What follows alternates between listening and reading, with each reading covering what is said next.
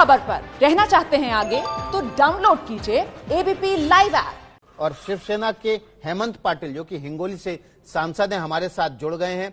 इनका भी कृषि बिल के समय बाकायदा भाषण हुआ था। उस भाषण में इन्होंने पहली लाइन में कहा था कि इस बिल का समर्थन करता हूं और नरेंद्र सिंह तोमर, कृषि राज्य मंत्री रूपाला जी, कैलाश चौधरी को धन्यवाद देता हूं। अब क्या हुआ हेमंत पाटिल साहब, आपका बहुत बहुत स्वागत है एबीपी न्यूज पर। आपने पहली लाइन में समर्थन किया था, अब क्या हुआ? 3 महीने में ऐसा क्या बदला कि आपका रुख बदल गया, आपकी पार्टी का जो स्टैंड है वो पूरी तरह से बदल गया? देखिए, मैंने समर्थन किया था और मैंने आप अगर पूरा स्पीच सुनेंगे तो इसमें मैंने आक्षेप भी लिए। ये जो विधेयक आया है, ये विधेयक में उन्होंने कहा था आज अगर किसान किसी को उसकी उपज बेचता है तो उसकी भुगतान या उसका पेमेंट 3 दिन के बाद मिलेगा।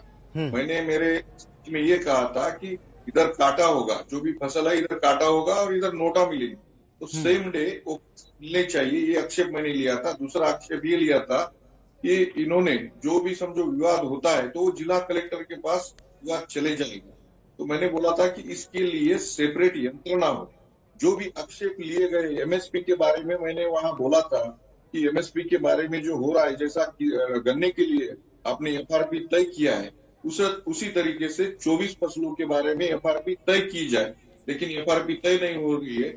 मेरे पास महाराष्ट्र में बड़े पैमाने पे सोयाबीन उत्पादक किसान हैं। किसान आंदोलन को लेकर इस समय 12 दलों ने अपना समर्थन भारत बंद को दिया है। शिवसेना ने भी अपना समर्थन दिया है। कल अकाली दल और शिवसेना के नेताओं की मुंबई में मुलाकात हुई थी। हमारे साथ शिवसेना के सांसद हेमंत पाटिल हैं, हिंगोली से लोकसभा सांसद हैं। बाकायदा कृषि बिल के समय उन्होंने भाषण भी दिया था, समर्थन किया था बिल का। एक बार फिर से वही सवाल है मेरा, हेमंत पाटिल साहब, आपका समर्थन पहली लाइन में था, अब 3 महीने बाद क्या बदल गया?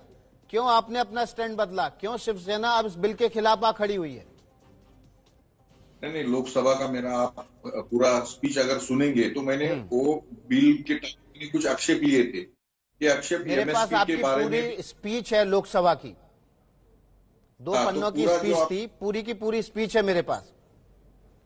सुनिए, उसमें मैंने बोला था कि किसान का जो माल मार्केट में आएगा तो इधर काटा होगा उसका और ये हाथ में उसके पैसे मिलेंगे। इधर काटा और इधर नोटा, ये मैंने बोला है, आप सुन लीजिए। बिल्कुल। बिल में कहा है कि 3 दिन के बाद भुगतान होगा। मंडी में या बाजार में कोई भी आप 1 रुपए की चीज। हेमंत पाटिल साहब से हमारा संपर्क टूट गया है, फिर से संपर्क करने की कोशिश करेंगे। हेमंत पाटिल साहब कह रहे हैं कि लोकसभा हिंगोली महाराष्ट्र से सांसद हैं शिवसेना के, उन्होंने समर्थन किया था। शिवसेना ने लोकसभा में समर्थन किया, राज्यसभा में समर्थन किया, लेकिन अब शिवसेना इन बिलों के खिलाफ उन किसान संगठनों के साथ आके खड़ी हुई है जो कृषि बिल को वापस लेना की मांग कर रहे हैं। हेमंत पाटिल साहब, किसान कह रहे हैं कि तीनों बिल वापस हो, आप कह रहे हैं कि पेमेंट तुरंत मिल जाए। क्या पेमेंट तुरंत मिलने की बात सरकार मान जाती है तो शिवसेना पीछे हट जाएगी? किसान संगठनों को जो समर्थन दिया है उससे पीछे हट जाएंगे आप? इसमें एक बात मेरी एमएसपी के बारे में भी मैंने बोला था। जो एमएसपी है, जैसा गन्ने के लिए आपने अनिवार्य किया है, वैसा जो 24 क्रॉप्स है उनके बारे में अनिवार्य हो। 10 दिन पहले केंद्र शासन ने एक निर्णय लिया है कि पाम तेल पे इंपोर्ट ड्यूटी जो है, लगभग 1.25 लाख करोड़ का पाम तेल हमारे देश में इंपोर्ट होता है, उसकी इंपोर्ट ड्यूटी कम कर दी है 10% से 44 से लेके 34 कर दी है।